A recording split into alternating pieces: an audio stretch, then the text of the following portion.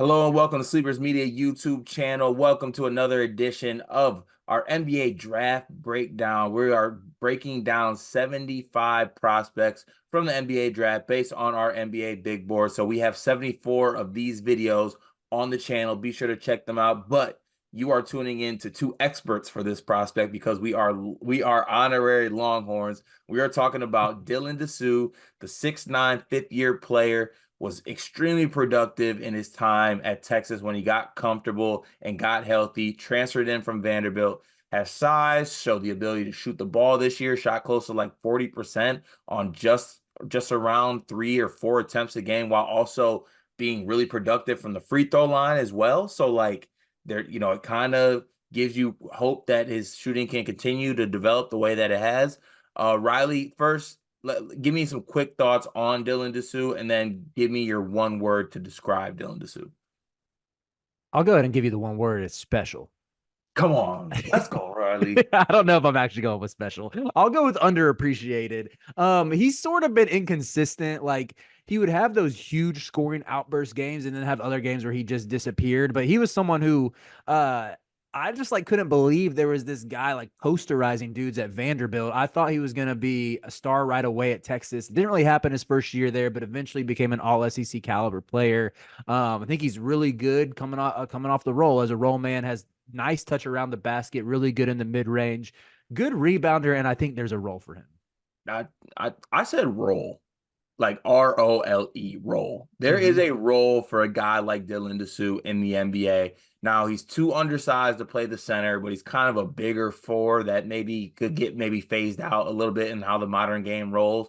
But like I think he's a guy who at 6'9" in the four man, he's a guy who can stretch the floor. He's a guy who I think operates great out of the short roll. Like if he like how many times you see Dylan Disu catch it at the short roll elbow and like square his man up and knock down a little mid-range jumper. Like he has that Yep. ability on top of even after all the injuries, he could still put guys on posters.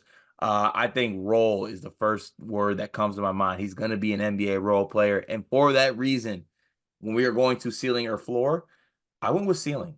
I went with ceiling for Dylan Disu because now I'm not saying that he has not reached his ceiling. I honestly think he's at it right now. Being an older player, playing a lot of years in college basketball, but I think this is what you're going to get. And I think it could actually add something to an NBA team. Yeah, I'm with you as well. I said ceiling too. Yeah, I don't want to get too far ahead, but I think he's going to be on an NBA bench in 5 years. I like it. I like it. What do you Yeah. have as the best team fit for him?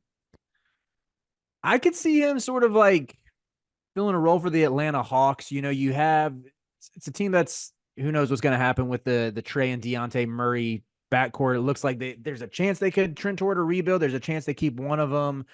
They have a bunch of sort of like average fours to where maybe he could crack the rotation there or be someone who separates himself from the pack if he continues to develop and acclimate well. But yeah, where are you at for an NBA team for him?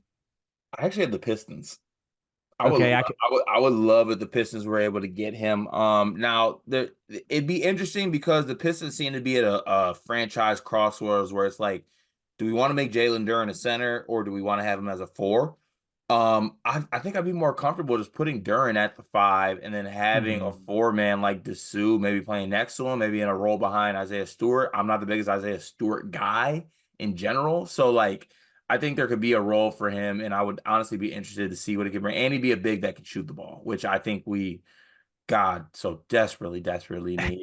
What do you? I Oh no, go I ahead. thought I thought about going with the Pistons, but there's another player we'll talk about soon that I want to put on the Pistons. But I might just put both of them on there. So yeah, I like that Pistons pool. Hey, we need players, so please, any of them. What do you have as peak year stats for Dylan Disu? So this is his best statistical year in his time in the NBA, however long you think that might be. 9 boards, 6 rebounds, 37% from three. You said nine. You said 9 boards. You mean Excuse nine me. Oh, points? 9 points, 6 rebounds, uh 37% from three. I had 11 points, 5 boards in this one. I just think he's going to be like an NBA role player, basically. Like I think that he's going to be an NBA role player and find his way onto a team. And that kind of goes to my next point here. In the next 5 years, where do you see him? The options are All NBA, All Star, starter, bench. overseas podcaster. I had bench for this category. Yep. Like I said, I already had bench as well. So Our guy's gonna get there. I know he is. I believe in him. He will make it. Uh, Dylan Disu is most likely two. most like most likely to get a summer league. Oh, wait, sorry, I'm gonna watch this. Most likely to get his jersey bought by both of us and to show up with us wearing it at summer league.